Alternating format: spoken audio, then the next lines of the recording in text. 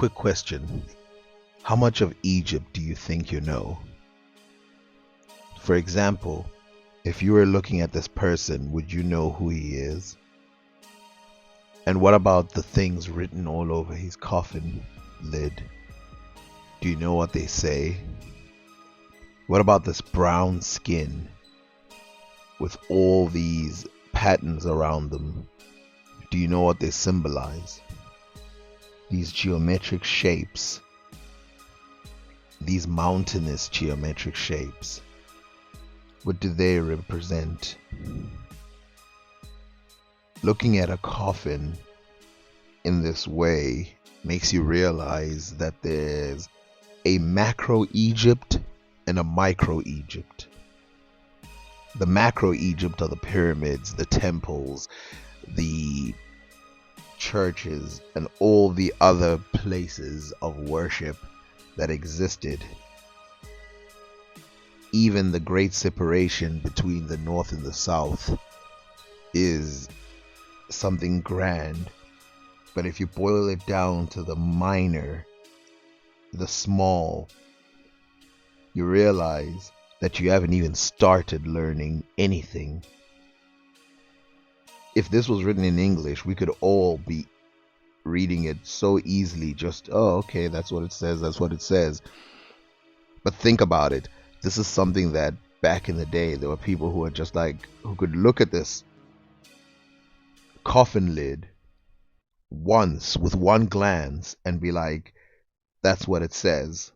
That's what the story, that's what it's detailing. To a lot of us, this is just pretty pictures. That's how much we know about Egypt. Not to mention that there are probably thousands of such artistic creations in Egypt that haven't been discovered yet because of super focus on certain areas, because of their commercial usage, and also a conspiracy theory coming need to have something new come out every year. As important as the writing is, you can see that every now and then there are these patterns which are just inlaid, and they don't look the same. They seem to have various deep functions, and of course, the fact that it's all animals. This reminds me of that story when they captured the Asante king, the British, and then they tried to bring him to Mauritius. And when they brought him there, all the Mauritians saw him dressed in leopard skin, and immediately they saw him as one of their own. This, of course, didn't sit well with the British because they started smelling an uprising of a certain kind. And so they decided to move him to a different prison in the Seychelles. The coffin lid that I was showing belongs to Besenmut, a priest of ancient Egypt. And there's a connection between priests and leopard skins. Now, I want you to clear your mind for a second and think about what I'm about to tell you about the leopard skins. First of all, ancient Egypt was way past the point where they needed to wear leopard skins, as this guy is from 700 BC. But he's wearing it, and not only is he wearing it, he's wearing it how priests in Africa would typically wear leopard skins, where they keep the claws, they keep the face, they keep the tail. Unlike later on when people would only use parts of it, or in other sections that are not religious, where they'd use parts of the leopard in order to create an artistic style. Here, it's draped around the person in a way of saying either they're protected by the leopard or that they represent the leopard in some way. Look at the way that the Mauritians treated the Asante king, a someone who's completely foreign. Mauritius is an island on the other side of Madagascar, and the Asantes are in West Africa. So why is it that someone so far away is easily recognizable by the leopard skin? Because there's an underlying culture.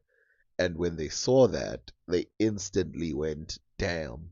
So what would they think of these Egyptians? Think of the same population. All of a sudden, these priests who are dressed up in leopard skin rock up. If they saw the Asante king, who they don't recognize, and they instantly recognize him as part of it, then what would they say when they get the ancient Egyptians not only dressing like Mauritians and West Africans and East Africans and Southern Africans with this leopard skin? Think how many animals, let's just for a second pause. Think how many animals you could wear on your body, especially in Africa. There's zebras, lions. I mean, I don't even want to sit here and list them: cheetahs, elephants, the multitudes of bucks you can find out there from elands and all these other type of things, quaggas, all kinds. What? Why choose the leopard, the one that seems to be the symbol for the Bantus, for the Mauritians, for the West Africans? What's the importance here? Outside of the context of priests, the leopard represents power. It also represents bravery, and it also represents climbing or ascending. This is exactly the same in ancient Egypt. Now, the question is, why this animal?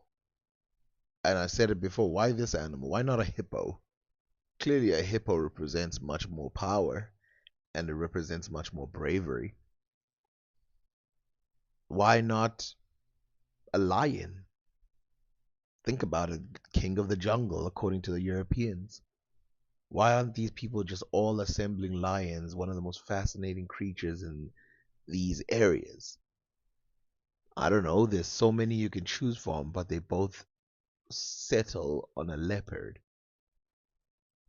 But there are more coincidences than these, if you consider this a coincidence. Let us remind ourselves that the ancient Egyptian language is Afro-Asiatic and it spans the entirety of upper equatorial Africa, from Somalia, West Africa, Northwest Africa, and Northeast Africa. And this Afro-Asiatic language is still captured within parts of the language. For example, if we look at the word barn owl, we can see that the Hausa has a word muyija or mujiwa for owl, and you can see there that there's a Proto-Egyptian word there, muaja, which they think that's related to that one, and you can see that JMW, and you can see M ma, which is also to see, or ma'a is to see, and the word bum, which means owl, which is related, Semitic word. This is different than thingy. It's a Afro-Asiatic in the Semitic branch, but it's a suffix more than a normal word. Now let's compare a word that I've been thinking about for a long time.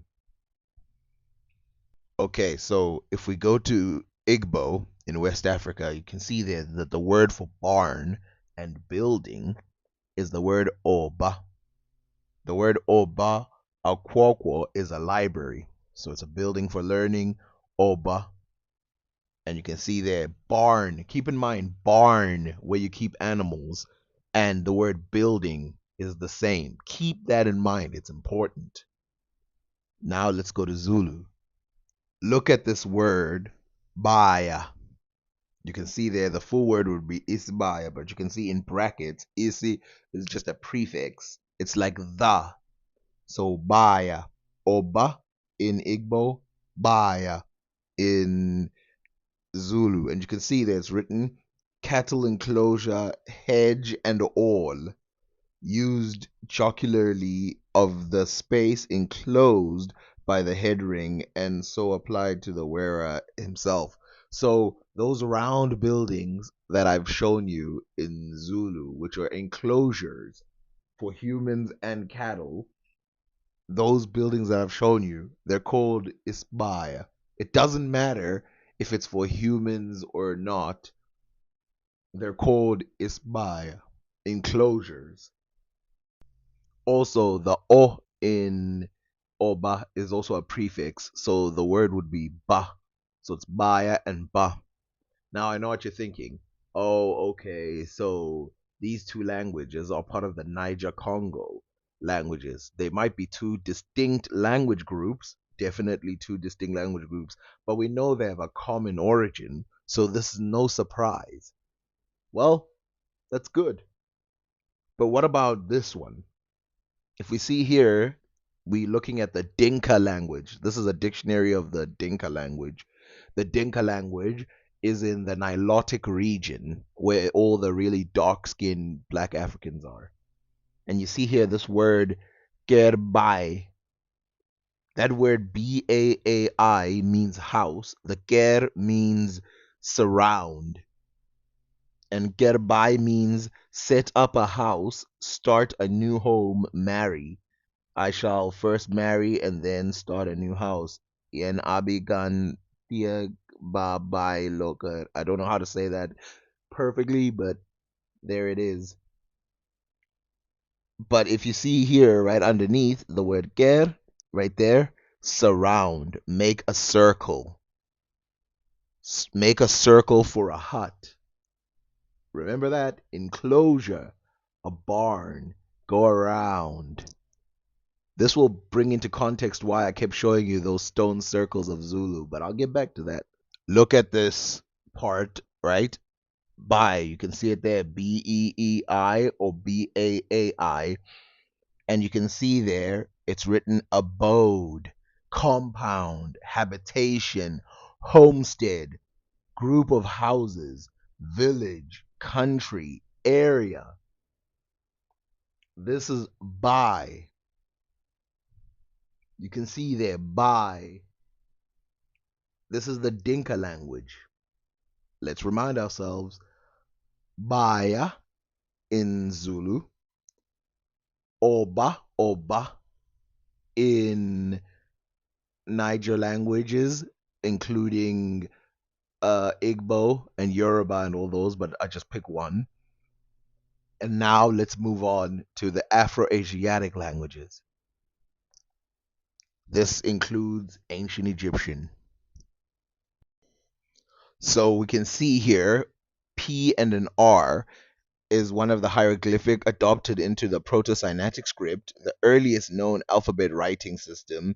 It was used to represent the phenome B, as in bait or bite, the Canaanite word for house.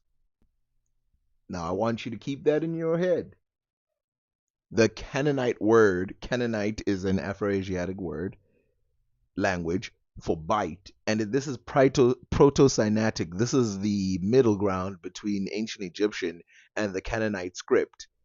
The Egyptian word is pr, pronounced ba or bar, for house, and the Canaanite word, which is related to this word, this is a definite fact. We know for a fact these words are related. Bite. So the Egyptian is bar, and the Canaanite word is bite. Even in Hebrew, to this day, we have bait. So let's explore this a little deeper because depth is important. Well, the word ba or bear or bear, how you want to explore it, which is related to the word bait or bait in Hebrew, and possibly related to all the other words that I just told you, which mean the same thing. Let's look at its hieroglyph. Its hieroglyph is a house, right? And we know this because of the Proto-Sinaitic script. I've already shown you that the letter B comes from this Egyptian house, but it's not a house as you know it. There's a logic in all languages for where words come from, and this is a floor plan. Remember what we just read in the Dinka language? That the word by, kerbai, it was a surrounding, an enclosure of a house. The word house does not mean this shape that goes up and then circular. It means a floor plan in that way, an enclosure. An enclosure. So if you look at the Zulu surroundings, that's spy or bai or baya. We look at the Niger ones, it's oba, oba. If we look at the Dinkas, it's bai.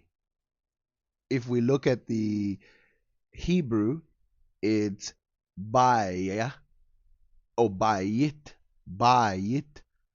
If we look at the ancient Egyptian, ba. If we look at the Akkadian, bite. All of them have this thing that's not simple. It's not ba. That would be a simple one to sort of go against ba, ba, right? It's like, okay, it's just ba. It's not that difficult to mix two letters together. But we're not just talking about that. We're talking about the similarity is firstly the first letter B, and then it's followed with an A, and then it's followed with like a Y or a long I, as some people would call it. But a Y is a long I. Bai, bai, not just ba, but bai, and then it's baya.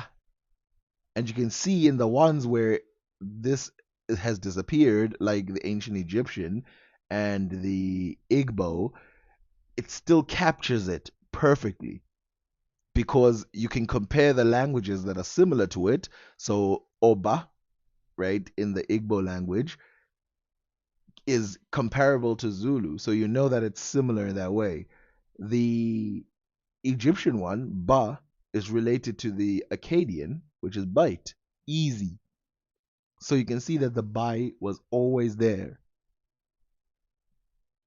This is what you call true connections or really high coincidences. If this is a coincidence, I believe that all schools in the world should use this as a thorough example for what a coincidence looks like, because this is a heavy one. And that's all these words have in common. I have nothing else to tell you about these words. Actually, I have one more thing to say.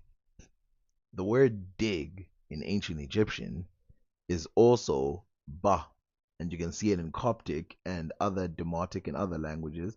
Ba ba. You can see there ba, meaning to dig. In Zulu, mba means to dig.